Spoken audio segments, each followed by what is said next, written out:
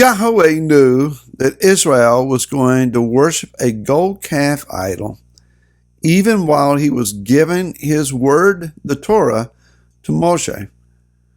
Why would he even bother to bring them out of Mitzrayim to begin with? Hi, this is Barry Phillips, a 10-minute Torah, day number 3, the Torah portion key Tisa. And let's read from that infamous chapter 32, the book of Shemot or Exodus, that says, "And when the people saw that Moshe was so long in coming down from the mountain, the people gathered together to Aaron and said to him, 'Arise, make us mighty ones who go before us, for this Moshe, the man who brought us up out of the land of Mitzrayim, we do not know what has become of him.' And Aaron said to them, 'Take off the golden earrings which are in the ears of your wives, your sons, and your daughters, and bring them to me.' And all the people took off the golden earrings which were in their ears and brought them to Aaron. And he took this from their hand, and he formed it with an engraving tool and made a molded calf. And they said, 'This is your mighty one, O Israel, that brought you out of the land of Mitzrayim.' And Aaron saw and built a slaughter place before it. And Aaron called out and said, 'Tomorrow is a festival to Yahweh.' And they rose early on the next day and offered ascending offerings and brought peace offerings. And the people sat down to eat and drink, and then they rose up to play. It only took about 40 days from Israel standing in the sheer overwhelming glory of Shavuot, where Yah comes down on top of Mount Sinai and reveals himself in such fantastic fashion that the people fear for their lives, that the glory is just too much. They hear his voice, they see sounds, they hear sights. It's an amazing thing that is taking place. There is no doubt at this moment that Yah is real, that he's not just a fanciful imagination in Moshe's mind, that Moshe is not just some kind of incredible magician who does unimaginable feats of magic. This is all real. This is all genuine things. 40 days later, they're believing that a gold image of a calf, an idol, is their new God. So in 40 days' time, they have lost their mind and their sanctity. Of course, that never happens to us. Once we've tasted a revival, we're forever changed. Once we've tasted the goodness of Yah and seen the credibility of his hand, we would never do such a thing. The people used the excuse of, we don't know what happened to Moshe.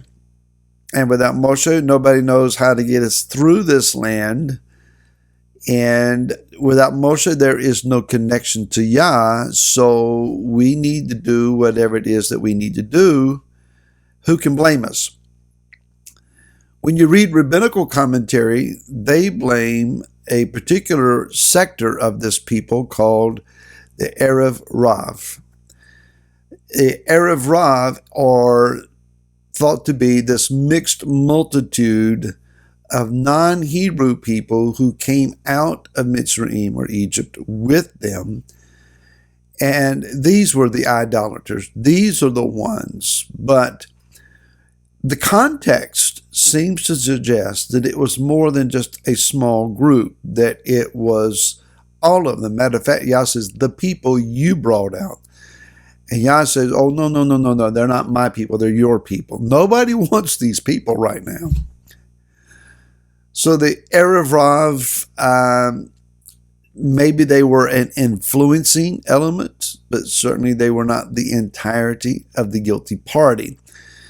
So who is the Erev Rav that we might consider?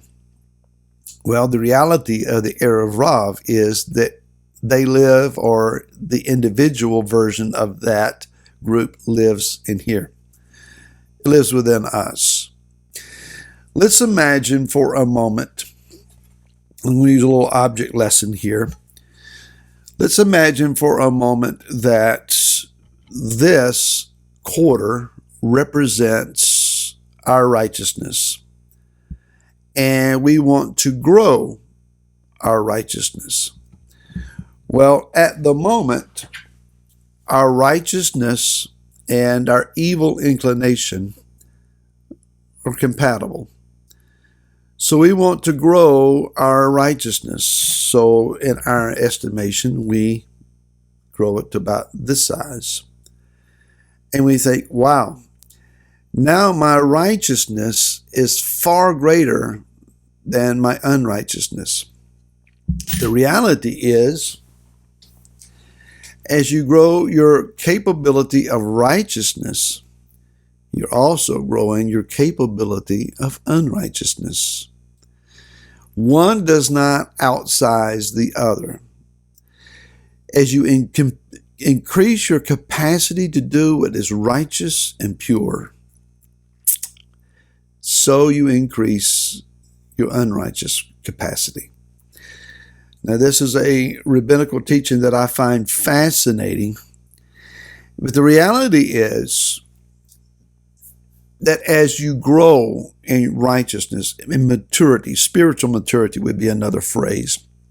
As you grow in your learning and your ability to perceive and apply, it's not head knowledge only, it's also the fact of how you put things into action. Then your unrighteousness ability grows along with that. Imagine with me, Moshe was an incredible Sadiq, a man of great righteousness. But when he sinned, he didn't just sin in a very minor way. He struck the rock instead of speaking to the rock and kept himself out of the land of Israel. And the temptation of Yeshua, if Hasatan had succeeded and leading Yeshua astray from the Father's will, the results would have been disastrous not only to Israel but to the world. On the other hand, someone, and I use this example often, someone like Adolf Hitler, an incredibly sadistic, evil person, had an enormous capacity to do evil and designed evil. But if he had turned his life over to Yeshua and been born again, imagine what he could have done that it would have been great. So one might say, well, why grow my righteousness at all?